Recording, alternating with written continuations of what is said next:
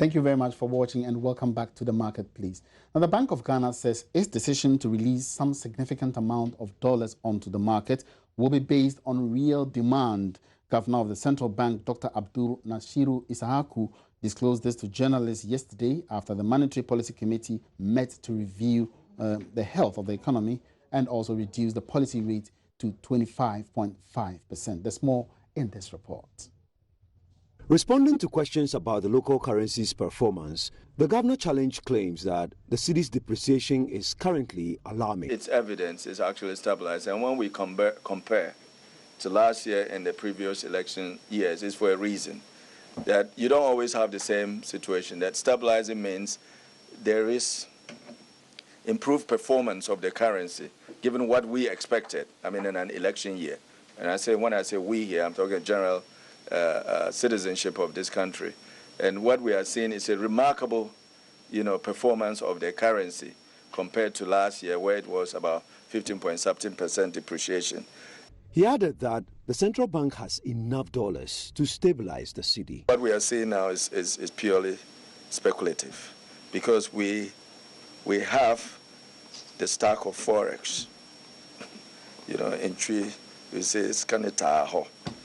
And I wish to emphasize again, we intervene when it's necessary just to moderate the volatilities. So there's no reason why, rates should be, gyrating in the way that we've seen now. But that's also expected, given this time of the year and also this year especially.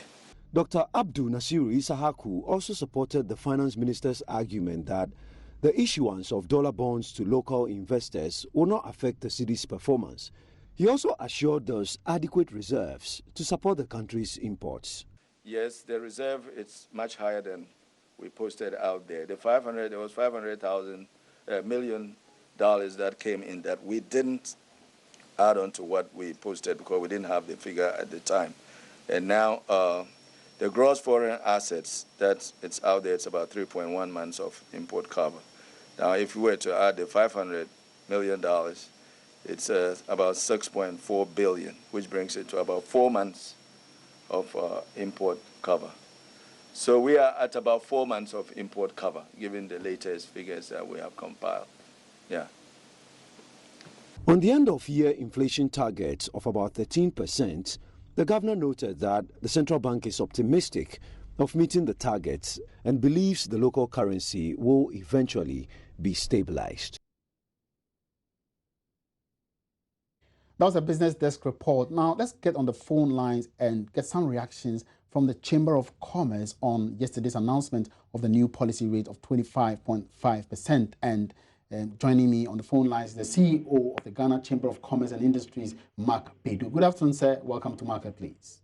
Good afternoon. Now, what do you make of the new policy rate, and to what extent is it going to affect your operations?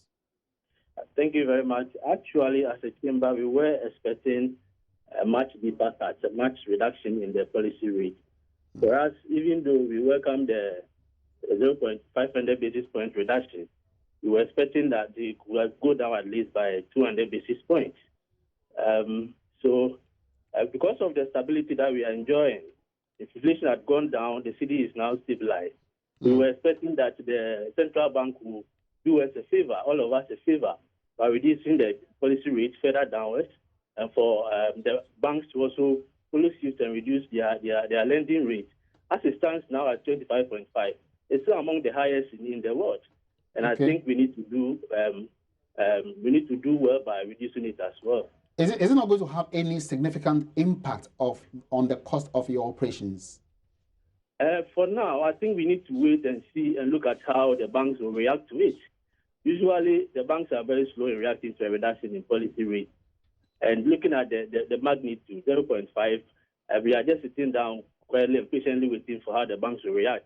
I don't know to the extent to which they will reduce their lending rates, but if it can go down, then it will be a positive sign for the business community. And will that reaction take a longer time than expected from the banks? We don't expect it to take a longer time. Usually it does. It takes some time for the banks to react.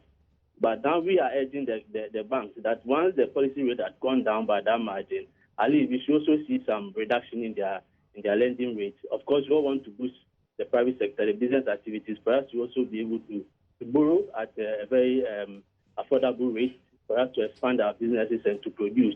Also to be able to pay for the money that we borrowed from them. I mean, it's also affecting them. If you look at their non-performing loans, going up just because you are not able to pay the high interest rate. But if you are doing, the central bank is doing something about it by reducing the policy rate, we also appeal to them to also reduce their lending rate for us to also be able to borrow at a rate that we can also be comfortable with. Now, 0.5% looks quite marginal. Do you think that if the banks should respond by reducing the lending rate, it will have any minimal impact on your operations, and especially cost of borrowing? Yeah, from where we sit, I think it will have a minimal impact. That's why we are calling for a bigger reduction. Okay. At least 2 to 5% would have been okay. But just 0.5, I think it's quite small, and it's not going to have any significant impact on the lending rate of banks. But we are patiently waiting to see what the bank's reactions will be. And we are also appealing to them that it should be as quickly as possible, just as the central bank has also done. Now, another issue is how available dollars are, and the Bank of Ghana has assured that there are indeed enough dollars to be released onto the markets. What's your take on that? Do you share the same opinion? I didn't get your question quite clear. Another important area is the fact that your members are sometimes, they find it difficult to get dollars on the market. Now, the central bank governor is assuring that there's enough dollars on the market, and for which there's no need to go into panic acquisition of dollars. What's your take on that? I think it's a very good assurance. I mean, they supply the dollars to us. So if they are assuring us that they have enough dollars, then there's no need for us to panic. But let's see what really happens in the market. If a businessman goes to the market, would a person immediately get a dollar to buy? If not, then the panic reaction will set in. So we are taking the assurance, and if it's something that we should abide by, then dollars should be available for every businessman that wants to get dollars to do his or her business. All right.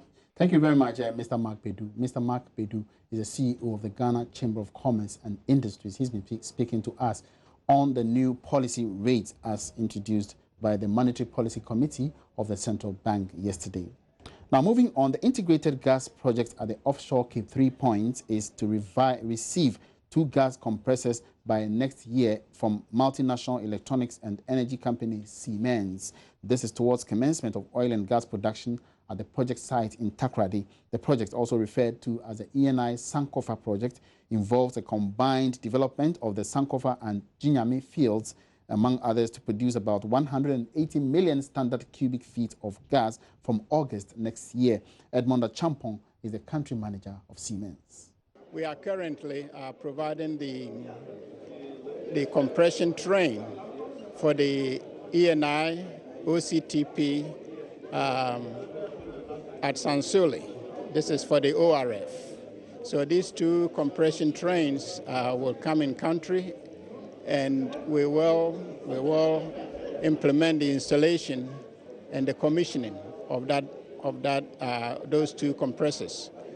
It's the compression train, so you have the driver and then you have the compressor itself. To implement this project, we have entered into a joint venture partnership with a local indigenous company, Draper Oil and Gas Limited, and together Draper will be the one that will be implementing the local aspect of this project. And these equipment, when are they coming in? The first one is due to arrive in September of this year. They are currently being manufactured. The compression train has several components, and the main components, the compressor, is being manufactured in France. The turbine, which will drive the compressor, is being manufactured in the UK, and then they will all be assembled. The whole package will be assembled in the Netherlands. All right, so the about 180 million standard cubic feet of natural gas that the project is expected to produce will also help to generate about 1,100 megawatts of power.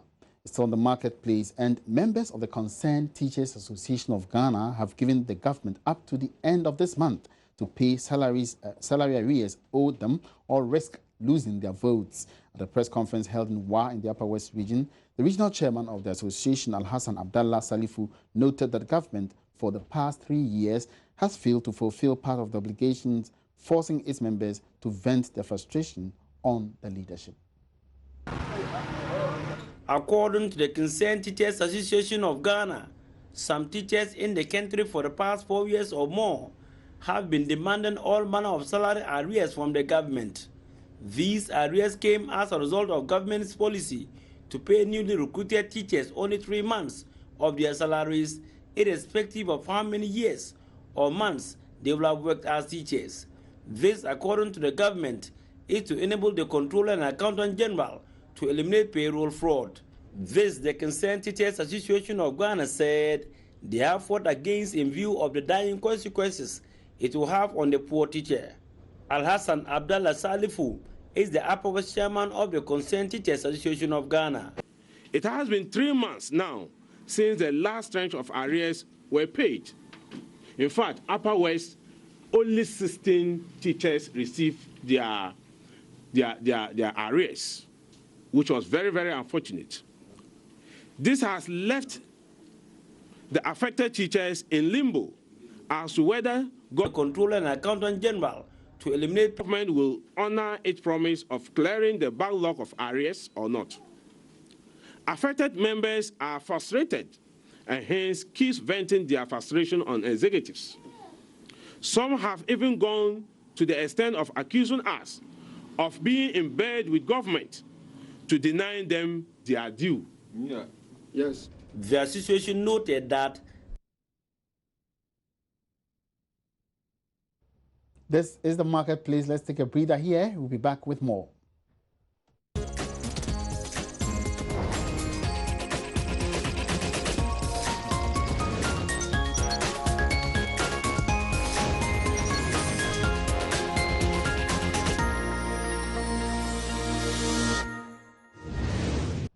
Thank you very much for staying. Welcome back to the marketplace. Now, government may have some challenges in meeting its financial obligations to its creditors.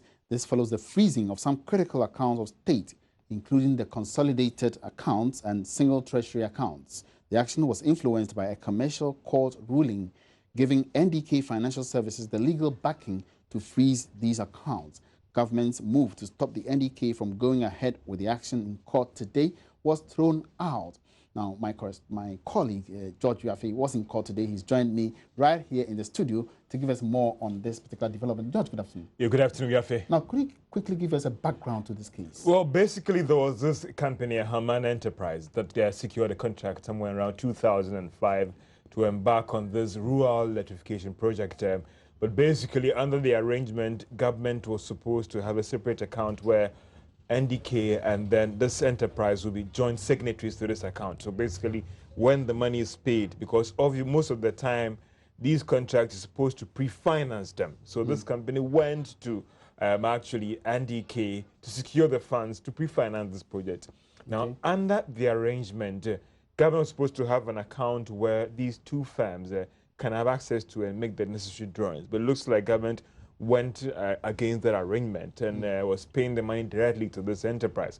So basically, government was delaying in paying the amount due NDK because there was an argument on whether NDK can hold government accountable or the company separately. So they took the case to court, the lower court, it ended up in the Supreme Court and all those things. NDK won the case. That actually said that government, because government guaranteed the project, government is supposed to pay if that company defaults in actually making necessary payment. To NDK. To NDK. And then there was an issue about, okay, what about interest accruing as well? Yeah. Should it start from the day the contract was signed till the end of the project, or it should continue to when government pays the money? That case ended up at the Supreme Court. The Supreme Court said, listen, the interest should be when the project was signed till when government pays. So the commercial court decision actually stands that the court or those accounts should be frozen and until government pays the money.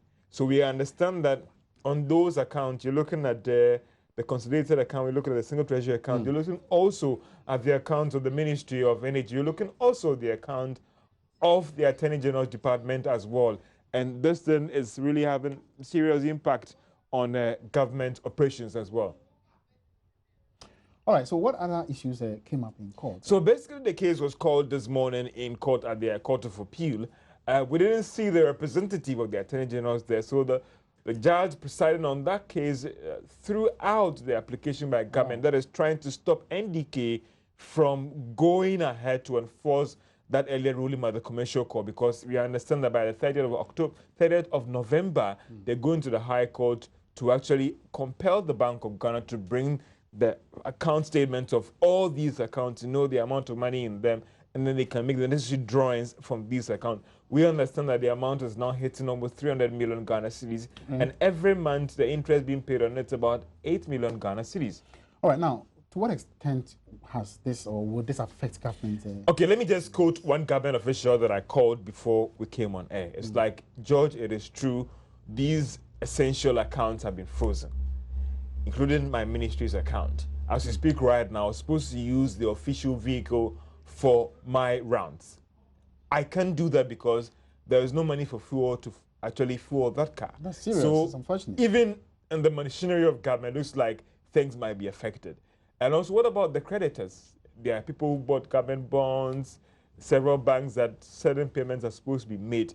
If government actually draws these money from these accounts, then it means that government can't pay them. It's unfortunate. Then. Interesting. What's the way forward here? The way forward is that unless government manages to pay NDK that amount of money now, and then they can release the frozen or the freezing that they've, or actually the action that they've put on these accounts to stop anybody from getting access to it. You think government can do that in the short Well, term? let's see what happens, Yafi. I hope government is not cash-strapped. Well, we hope so. All right. Thank you very much, George, for this update. George Wiafe bring us up to speed with government's decision or the court's decision or throwing out NDK's financial services case between it and the court and the government. It's on the marketplace. Let's move on. And the Advertising Association of Ghana is making a fresh case for the speedy passage of the Advertising Council Bill. According to the association, the bill holds the key to improving the fortunes of the industry to the benefit of the economy. The president, Joel Neti, spoke with Joy Business at the Gong Gong Awards ceremony held recently. We've been speaking about the Advertising Standards, Advertising Council Bill for a while. What that does is that it will help us put regulation in our industry. What it is right now is that today we self-regulate. So the Advertising Association of Ghana has an ethics committee that looks at the various challenges that we have, various complaints that we get, and then we try and manage it. But of course, it's an association or it's a committee of peers, so we don't have the bite. So even if we say Agency X, you've done wrong, it's a warning, it's this, that, and the other, we don't have the power to sanction. And that's what the Advertising Council Bill will do. And it's not just for advertising agencies. We have advertising agencies in there. We have the consumer represented on there. We have the clients represented on there. We have the media houses represented on there. So essentially, if there's a problem with, let's say, an ad that shouldn't be airing on a particular radio station, maybe it's not child-friendly, we can, with the passage of the Advertising Council Bill, a radio station that's airing an ad that shouldn't be aired at a particular time can be held responsible. A TV station that's showing an ad that has bad scenes can be held accountable. The agency can be held accountable. The client can be held accountable. The media agency can be held accountable. The media house can be held accountable. That way we're in a better position to clean up our act. Look at the clutter around billboards in the country. Everywhere in the civilized world, there are rules that govern the use of billboards, distances from the road, distances between each other. Why are we not able to do that here? Because nobody can hold anybody responsible. We're hoping that with the passage of the Advertising Council Bill, we'll be able to clean our act and be able to put some more order in our system. So does it mean, is the situation so bad or we are somewhere getting there? Look, I've been doing this for 20 years. We've made progress. Have we made enough progress? No, I dare say. And that's why we've gotten to a point where it's important that we have a regulation that can hold people accountable for their actions and inactions. How soon, finally, are you hoping to have this? It's been laid before Parliament. Fortunately, now we've gone through Cabinet, we've gone through all of that. It's been laid before Parliament. Unfortunately, it was just late. And of course, Parliament had to rise because of elections and everything. So we're hoping, as I said in my welcome address, that as soon as Parliament gets to sit the next time, it's been referred now to the committee. It should be able to come back. They should be able to deliberate on it, and we should be good to go.